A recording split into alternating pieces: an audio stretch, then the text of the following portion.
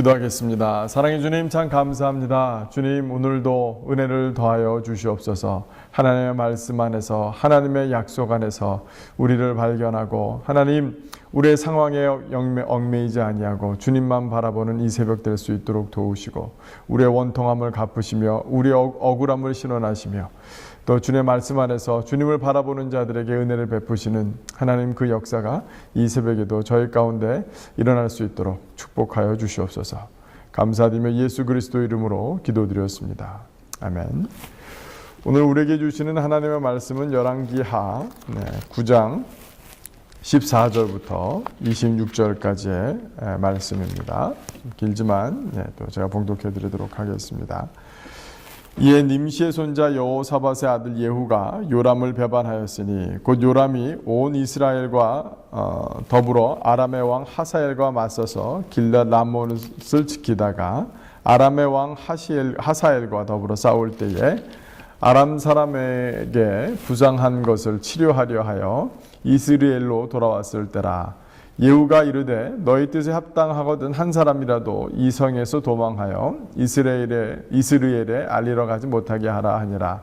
예후가 병거를 타고 이스라엘로 가니 요람 왕이 거기에 누워 있었습니다. 유다의 왕 아하시아는 요람을 보러 내려왔더라. 이스라엘 망대에 파수꾼 하나가 서 있더니 예후의 무리가 오는 것을 보고 이르되 내가 한 무리를 보나이다 하니 요람이 이르되 한 사람을 말에 태워 보내어 맞이하여 평안하냐 묻게 하라 하는지라. 한 사람이 말을 타고 가서 만나 이르되 왕의 말씀이 평안하냐 하시도이다 하매 예후가 이르되 평안이 내게 상관이 있느냐 내 뒤로 물러나라 하니라. 파수꾼이 전하여 이르되 사자가 그들에게 갔으나 돌아오지 아니하나이다 하는지라. 다시 한 사람을 말에 태워 보내었더니 그들에게 가서 이르되 왕의 말씀이 평안하냐 하시더이다 하매 예후가 이르되 평안이 내게 상관이 있느냐 내 뒤를 따르라 하더라. 파수꾼이 또 전하여 이르되 그도 그들에게까지 갔으나 돌아오지 아니하고 그 병거 모는 것이 nim시의 손자 예후가 모는 것 같이 미치게 모나이다 하니 요람이 이르되 메우라 하매 그의 병거를 메운지라. 이스라엘 왕 요람과 유다 왕 아하시아가 각각 그의 병거를 타고 가서 예후를 맞을새 이스라엘 사람 나봇의 토지에서 만나매 요람이 예후를 보고 이르되 예후야 평안하냐 하니 대답하되 내 어머니 이세벨의 음행과 술수가 이렇게 많으니 어찌 평안이 있으랴 하더라. 요람이 곧 손을 돌이켜 도망하여 아하시아에게 이르되 아하시아여 반역이로다 하니 예후가 힘을 다하여 활을 당겨 요람의 두 팔 사이를 쏘니 화살이 그의 염통을 꿰뚫고 나오매 그가 병거 가운데 엎드러진지라. 예후가 그의 장관 빛깔에게 이르되 그 시체를 가져다가 이스라엘 사람 나봇의 밭에 던지라. 내가 기억하려니와 이전에 너와 내가 함께 타고 그 아버지 아합을 쫓았을 때에 여호와께서 이같이 그의 일을 예언하셨느니라. 여호와께서 말씀하시기를 내가 어제 나봇의 피와 그의 아들들의 피를 분명히 보았노라. 여호와께서 또 말씀하시기를 이 토지에서 내게 갚으리라 하셨으니 그런즉 여호와의 말씀대로 그의 시체를 가져다가 이 밭에 던질지니라 하는지라. 아멘. 오늘은 본문 말씀을 통해서 확인할 수 있는 것은 반역이 일어났던 것이죠. 어제 본문에서 우리가 알아본 것처럼 선지자 엘리사는 자기의 제자 중에 한 사람을 시켜서 예후에게 기름 부어서 이스라엘의 왕으로 삼으라 하였습니다.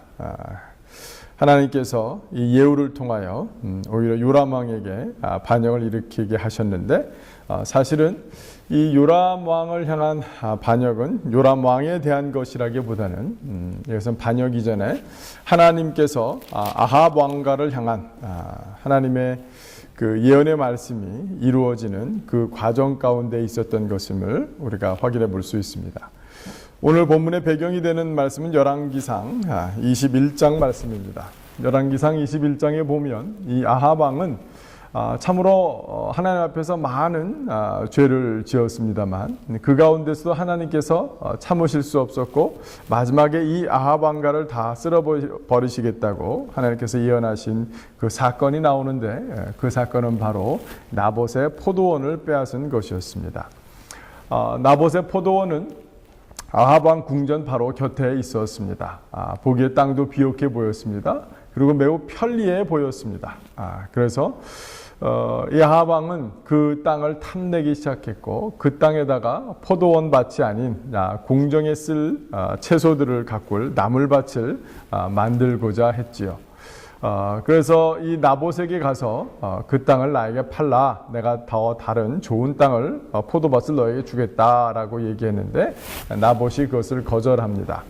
나봇은 그것이 왕의 명령을 거절한 것이 아니라 사실은 이스라엘 백성들 가운데 이 땅은 하나님께서 주신 기업이요, 그것을 또한 유업이라고 우리가 표현하죠. 성경에 보면 같은 말입니다만 하나님께 주신 유산입니다. 이 땅을 살아감에 있어서 너뿐만 아니라 앞으로 너의 가문 모두에게 이 땅은 사고 팔 것이 아니라 영원토록 하나님의 땅의 소유이지만 하나님께서 기업으로 주신 그러한 땅인 것입니다.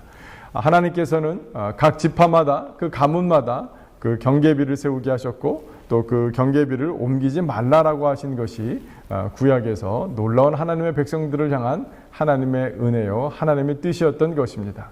이스라엘 공동체는 왕이 있었지만 그 왕이 세상의 왕처럼 자기가 철권 통치를 하고 자기 마음대로 하는 것이 아니라 평등한 12부족들 간의 합의체로서 하나님을 왕으로 모신 그러한 공동체였습니다.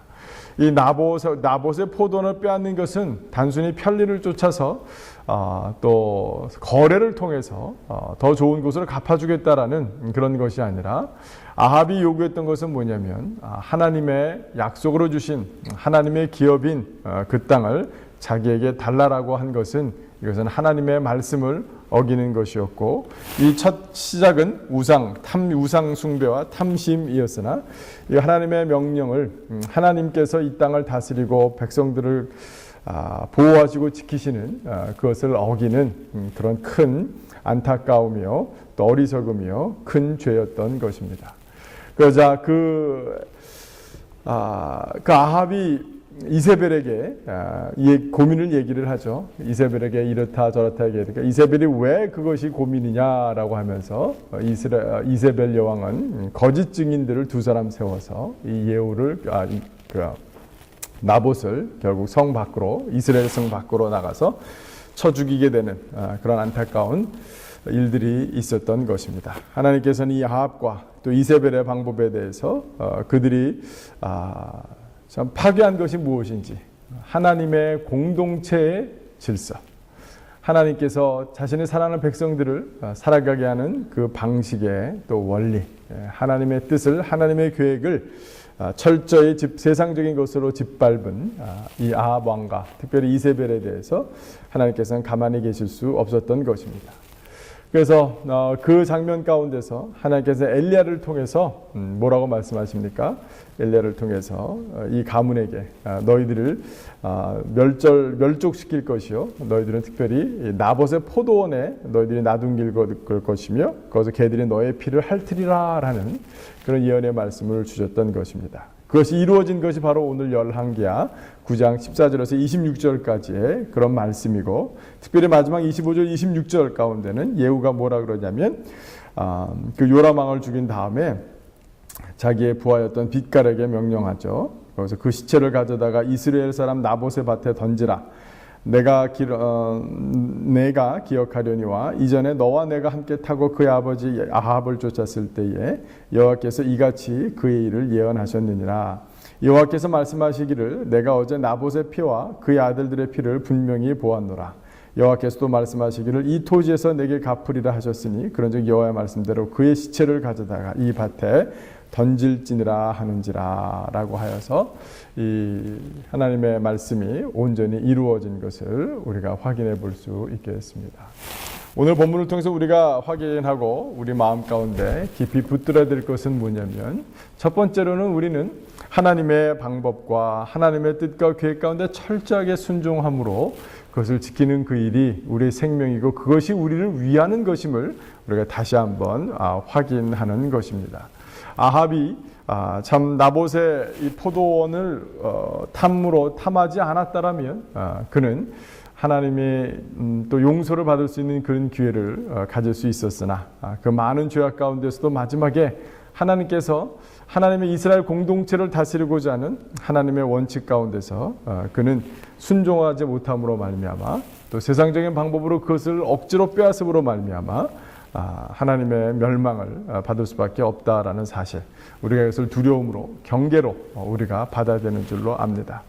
그러나 하나님께서 우리에게 두 번째로 주신 은혜는 무엇이냐면 이 세상을 살다 보면 참 억울한 일도 많고 참 답답한 일도 많고 우리가 빼앗긴 것도 많고 또 우리가 어찌할 수 없어서 이 세상의 방법으로 마음 아파하는 그런 안타까운 일들이 많지만 우리 하나님께서는 그 모든 것을 다 기억하시고 그 억울함을 갚으시고 실현하시는 하나님이심을 우리가 오늘 본문 가운데서 잊지 말아야 할 것입니다.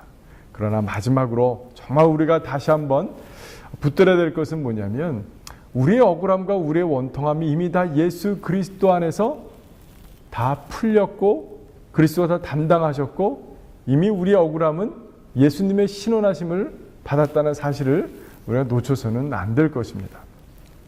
오늘 이 나봇 포도원은 누가복음 20장에 나오는 포도원의 주인과 그 포도원의 주인이 그 악한 농부들을 향하여 정말 자기의 종들 선지자들을 계속 보냈지만 선지자들을 죽이고 마지막에는 그 유업을 받을 자 그 아들을 그에게 보냈으나 악한 농부들은 그 포도원을 빼앗고자 그 아들을 죽이는 그 어처구니 없는 일이 일어나죠. 그것은 바로 예수 그리스도가 이 땅 가운데 오셔서 하나님의 질서와 하나님의 통치와 하나님의 영혼들을 사랑하시는 그 모든 것들을 공정함을 회복시키시려고 하셨으나 이 약한 농부들이 오히려 그 예수를 십자가에 못 박은 그 사건을 우리는 그 사건을 그 비유를 기억하시죠? 그것을 통해 예수님께서 십자가에 지실 것을 가르쳐 주셨던 그 비유. 그 비유는 바로 구약의 나봇에 나타난 나봇 포도원에 나타난 이 사건과 얼마나 일치하고 똑같은지요. 나봇은 결국 예수님의 모형이었고 예수님을 나타나는 그림자였음을 우리가 확인해 볼 수 있는 것입니다.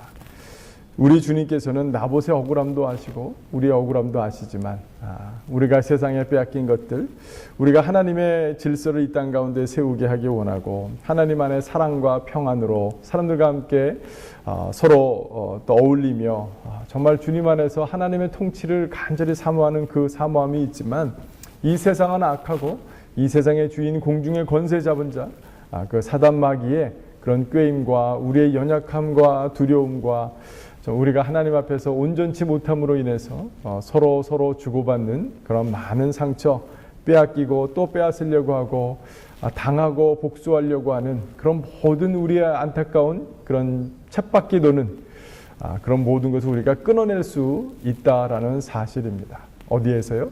예수 그리스도의 십자가 사건 가운데서 그렇습니다. 예수님은 나봇을 기억하였고 나봇을 통해서 정말 우리가 원치 않는 그런 세상적인 모든 것들로부터도 당하는 억울함과 아픔과 눈물 그것을 신원할 날이 있으시며 이미 그것은 그리스도의 십자가 안에서 신원되고 갚아졌다라는 그 사실 앞에서 우리가 다시 한번 일어서야 되는 줄로 믿습니다. 사랑하는 성도 여러분, 주님께서는 아십니다. 주님께서는 아파하십니다. 주님께서는 갚으십니다.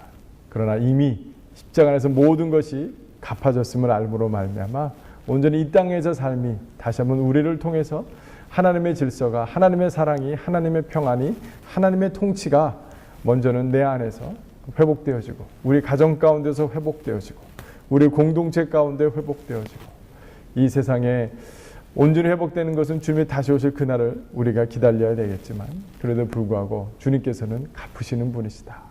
이미 갚으셨다라는 그 믿음으로 또 승리하시는 주님 바라보시는 저와 여러분 되기를 주님의 이름으로 축원합니다. 기도하겠습니다. 사랑의 주님, 우리 하나님께서는 엘리사와 그의 제자를 통해 예후를 들어서 심판의 도구로 아합 왕가의 그런 어리석은 모든 것들을 주님께서는 갚으시고 그 억울함을 신원하셨습니다. 주님, 이 땅 가운데 우리가 살아감에 있어서도 우리도 우리가 기대치 않았던 세상의 그런 악함과 하나님 우리가 알지 못했던 여러 가지 세상적인 방법들이 우리의 심령을 힘들게 하고 우리의 가정을 흔들며 우리 교회 공동체 가운데도 믿음의 공동체 가운데도 세상적인 방법이 흥행될 때가 참으로 얼마나 많은지 안타깝습니다.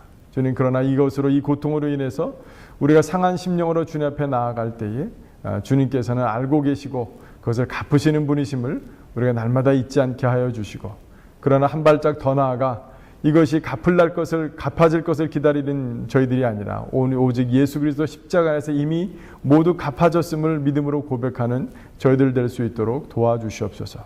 세상은 여전히 악하고 하나님 우리는 연약하고 우리는 부족하나 주님께서 이미 모든 것을 갚으셨다는 그 사실 앞에서 믿음으로 승리하여서 하나님 세상을 품고 영혼들을 품고 하나님 우리 자신들을 추스리며 주님만 바라보는 믿음에 서고 말씀에 서는 저희들이 될 수 있도록 주 축복하시고 도우시길 간절히 간구하고 원합니다. 주님, 세상에 깨어진 가정들 참 많습니다. 주님께서 은혜를 더해 주셔서 믿음으로 회복시켜 주시고 그리스도 십자가 붙들고 승리하여서 나는 이미 회복되었노라고, 나의 억울함은 이미 다 갚아졌노라고 고백하며 하나님 오히려 또 가정들을 향하여 또 우리 자신들을 향하여 세상을 향하여 우리 교회 공동체를 마음에 품고 기도로 더 깊이 나아가는 저희들이 다 될 수 있도록 주여 큰 은혜 더하여 주시옵소서. 감사드리며 예수 그리스도 이름으로 기도드렸습니다. 아멘. 이 시간 우리가 같이 중보 기도하는 기도 제목 읽어드리도록 하겠습니다. 오늘은 카슈미르 여성들을 위해서 기도합니다. 카슈미르 여성들은 세계에서 가장 높은 위험 수위의 성폭행에 노출되어 있다고 국경 없는 의사들은 보고했습니다.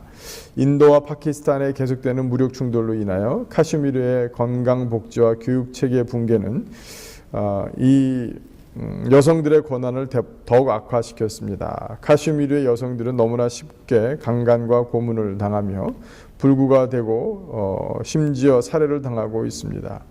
이들은 집에서조차도 학대를 당하고 있으며 약 17,000명의 여성들이 지난 20년간 자살을 시도한 것으로 보고되고 있습니다.